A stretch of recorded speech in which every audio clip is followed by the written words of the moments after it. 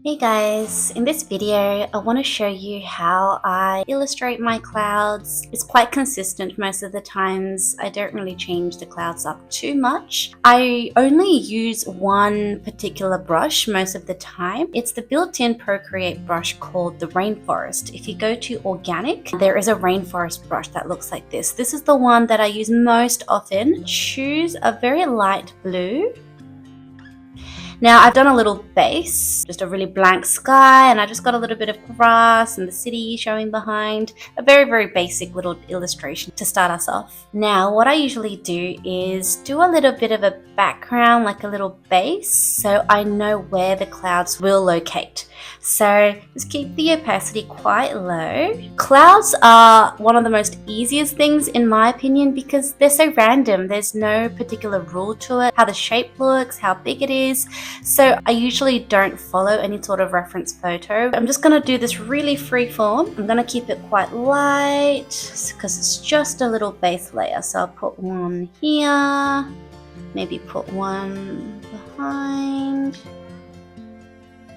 Don't know if you can see, it's very faint because this is literally just an outline. Maybe some here and maybe one up here, big one.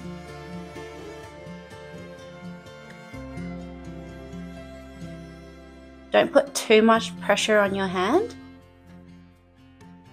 That's enough for now. Once I've done a little bit of a base, I'm going to start adding some layers. I love to utilize layers so it adds depth and it brings life to the clouds.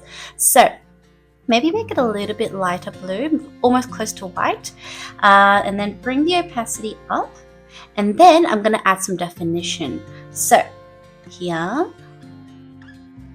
Now the technique here is to utilize different strengths in your hand. So sometimes you can go hard, sometimes you can go soft. That's the beauty of drawing clouds. So here I'm doing a bit of a harder definition, but as I'm close to the bottom of each stroke, reducing the strength of my hand because I just wanted to make sure it blends out. Yes, we can use the smudge tool later on to blend things out nicely, but it also helps if you do this along the process. So another one here, and then let's come back to here. And the rainforest is just made so easy for us to use because it just looks so cloudy, like a little fairy floss. It's already built in like that, so there's not much technique required here. Now I'm going to keep going. So see how I'm just kind of doing it to the tips, like the top part of the clouds?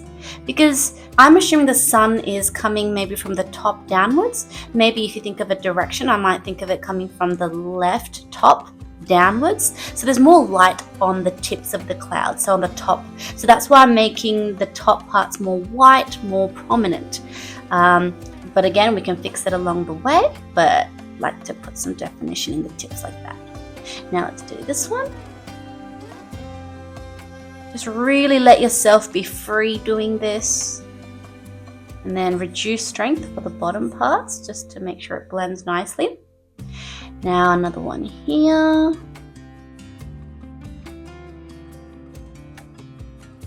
Maybe a little bit more for the top. Again, it's really, you should be very flexible here. There's no rule to this. So see how it's already coming to life, and I haven't really done much. So that's the beauty of this rainforest brush. Now I'm going to go pure white and I am going to increase the opacity, and then again I'm going to add another layer. So the more layers you utilize, the more depth it brings. It depends on how realistic you want these clouds to be, so it's really up to your taste. So again, more on the tips like that. And same here. You can reduce the size a little bit to add a bit more detail, finer details.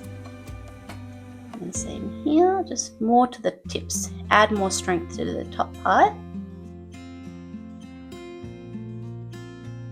And see how I'm also doing a little bit of layers? So some clouds, they're like overlapping each other. That's the kind of effect that I want to make.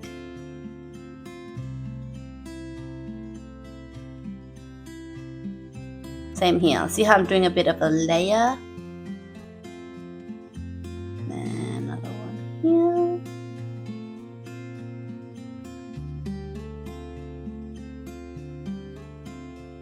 To be honest, the more rough you do it, the more natural it looks. So feel free.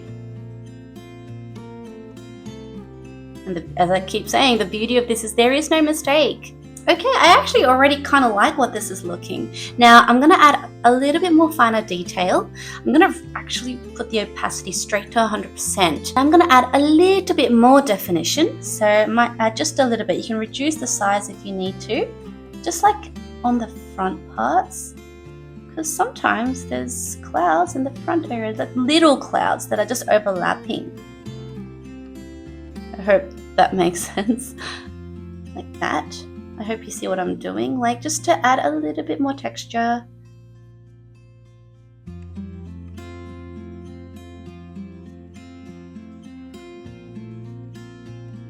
Like that. I am adding a little bit of, quite a bit of strength here. Always on the bottom parts, just reduce the strength on your hand.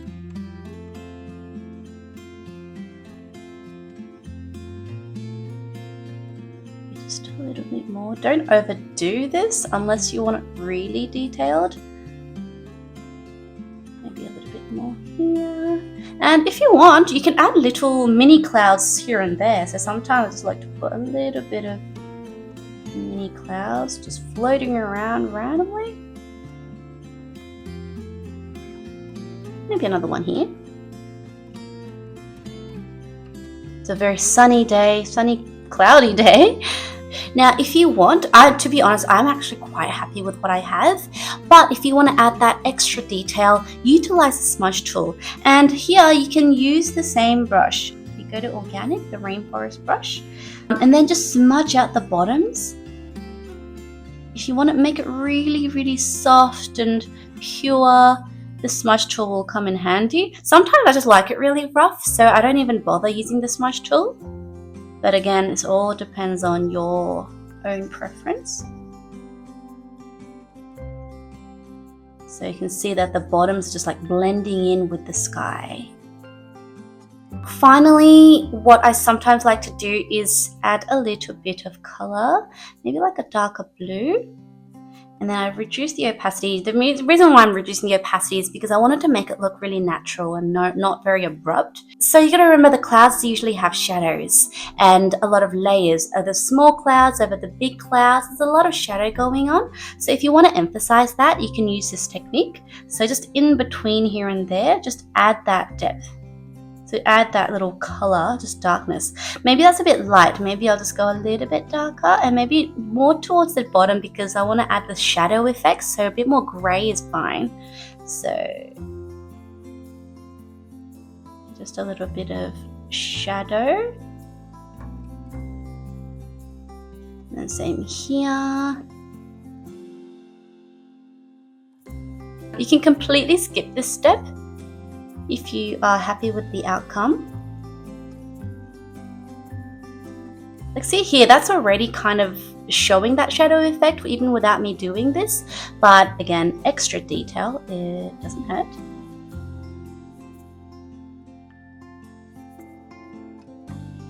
And then there we go. Sometimes you can make it even darker, an airbrush, and then with a bit of a darker color, I'll reduce the opacity, and then just kind of like shade in the bottom.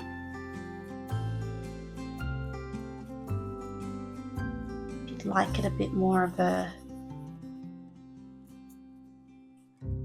dramatic look. The main takeaway here is to utilize the layers, make it as natural as possible by being really flexible and free. Don't follow any sort of rule, and then utilize different opacities. If you utilize these small little techniques, that rainforest brush is going to be your best friend if you like the clouds that I usually draw. That's pretty much it. If there's any other tips that you'd like to learn from me, feel free to let me know in the comments. Otherwise, I'll see you in the next video.